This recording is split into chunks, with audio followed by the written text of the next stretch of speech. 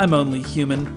There's a huge world of video games out there, and every once in a while, one of them slips completely beneath my radar. It happens more often than I'd like to admit, but oftentimes validation and rectification are but a download or a used game store away.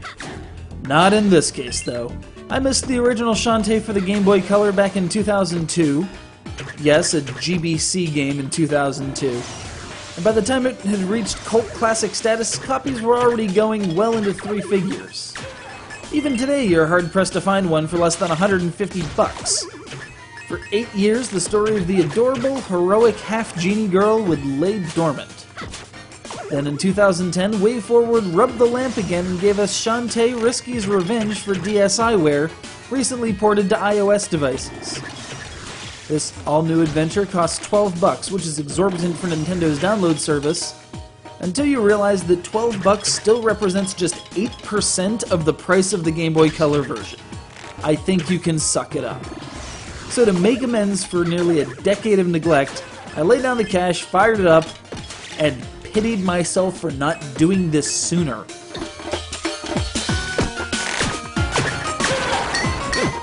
There's some preamble involving characters from the first game, delivery of an egg, and an enormous bowel movement, but I'll spare you the scatological details. Point is, a magical lamp is unearthed, and as the professor from Mischief Makers is panicking, trying to prevent the crowd from thinking it's some important, all-powerful relic or something, the evil pirate queen Risky Boots swoops down, grabs the artifact, and makes her escape. So as to prevent her unlocking the true power of the lamp and making good her revenge, like it says in the title right there, Shantae has to track down and collect the 3 magic seals before Risky Safety can get to him.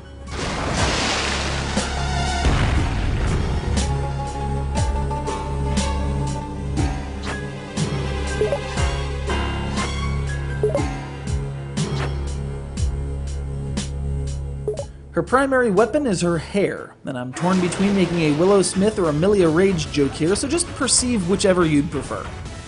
As she is a half-genie, she can also obtain magic spells to augment her offense, as well as other beneficial items like health and magic potions.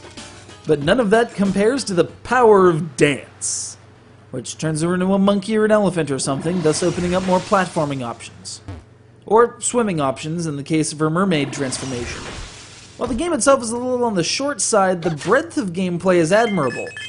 There's a real sense of exploration, the best kind, like you get in Metroid or Mega Man X, where you can't help but try to climb every wall, break every block, or engage in monkey mode and try to fit into that tiny crack right there.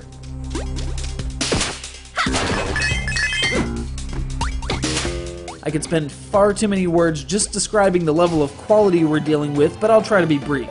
The sprite art is absolutely beautiful, the backgrounds are detailed and lush, the foreground-background jumping effects add a unique dimension to the action, the soundtrack is amazing and just retro enough to scratch that particular itch, the mechanics are so tight you could bounce a quarter off the engine and make change, and refreshingly, the game absolutely refuses to take itself too seriously. Great games don't have to. Fun is the order of the day. And I don't think I've had this much outright fun in a long time. It's a little bit Zelda 2, a little bit Castlevania, a little bit Disgaea, and a lot of adorable. Some have called Shantae Risky's Revenge the best DSiWare game ever.